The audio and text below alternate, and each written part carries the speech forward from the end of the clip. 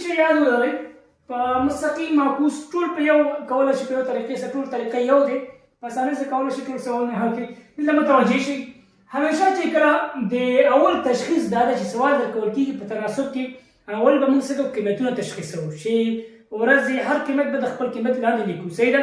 د هر قیمت مقدار به د خپل قیمت لاندې لیکو. کسان یې کسانو لاندې لیکو، ورځې د ورځو لاندې لیکو، مزدوري د پیسې پیسو لاندې لیکو. په دغه ترتیب به هر قیمت تشخیص وکړي.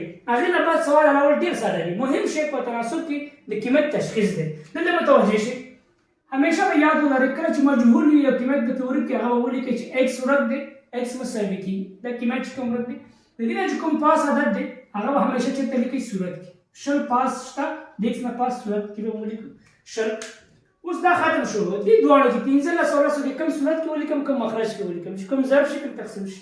تاسو اوس څه کوئ په دې دواړو کې موږ مقایسه کوو. مقایسه کې که جواب ډېر پکارو ډېر جواب موږ نه غوښتل کېده نو غټ عدد صورت کې لیکو، کم غوښتل کېده وړوکی عدد چېرته لیکو صورت کې. صحیح ده؟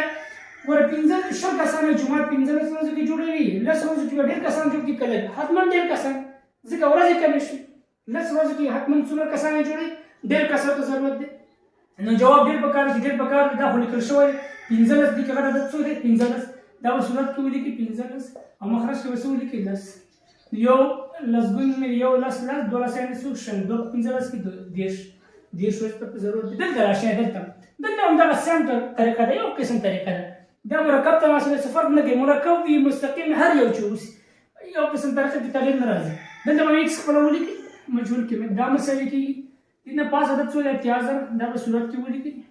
صحیح شو؟ د ده لیکل ختم شو. دا نور نه لیکل کېږي. دا زموږ د صحیح نه ووتل. په کار دا دوه دي اول او اخر مقایسه کې دا به د منځه وباسي بیا به دا دواړه مقایسه کوي. هماغه طریقه ده که ډېر په کار غوټ عدد صورت کې لیکو که لږ په کار وړوکی عدد چېرته لیکو صورت کې لیکو. صحیح ده؟ 15 کسان د 15 کسو مزدوري په یوه ورځ کې څو افغانۍ ده 8000 افغانۍ. داسې یو 15 کسانو 8000 افغانۍ ګټلې دي په یوه ورځ کې. 8 کسان به ډېر روپۍ وګټي که لږ حتما ډېرې ځکه کسان زیات شو. جواب غټ په کار ډېر په کار دی چې ډېر په کار په دې دواړو کې چې کوم غټ عدد دی لوی عدد دی هغه چېرته لیکو صورت کې. 8 لوی دی او 15 وړوکی دی هغه مخرج کې لیکو. ضرب دا هم ختم شو. دا هم لیکل شو. دا هم لیکل شو. صرف دا په کار چې دې نه کوم یو صورت کې ولیکو. یو کس په 4 ورځو کې 8000 افغانۍ ګټي په 6 ورځو کې به ډېر روپۍ وګټي که لږ بیا جواب ډېر په کار دی. 6 ورځو کې حتما ډېر روپۍ ګټي چې کله ډېرې ګټي نو جواب چې ډېر په کار په دې دواړو کې چې کوم غټ عدد دی هغه چېرته لیکو صورت کې. 6 صورت کې 4 مخرج کې. بس نور اختصار دی تقسیم دی خلاص نور خو ساده خبرې دي. 1 4 4 2 4 8 صحیح شو.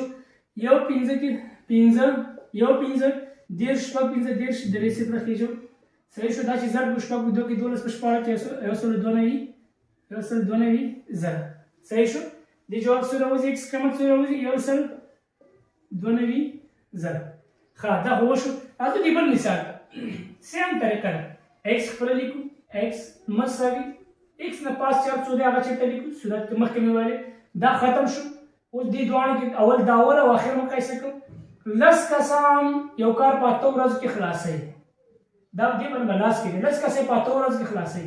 15 کسان به دغه کار په څو ورځو کې ترسره کړي په ډېرو ورځو کې که لږو کې ډېرو کې ځکه کسان کم شو ډېر په کار جواب چې زیات په کار دی په دې دواړو کې چې کوم غټ عدد دی هغه چېرته لیکو صورت. 10 صورت کې لیکو ضرب 10 او 15 چېرته لیکو مخرج. دا ولیکل شو دا ولیکل شو. دې څه زموږ کار ده. اوس یو کانال چې 12 متره اوږدوالی لري یو کس یې په 8 ورځو کې څه کوي مقایسه به خپله کوئ.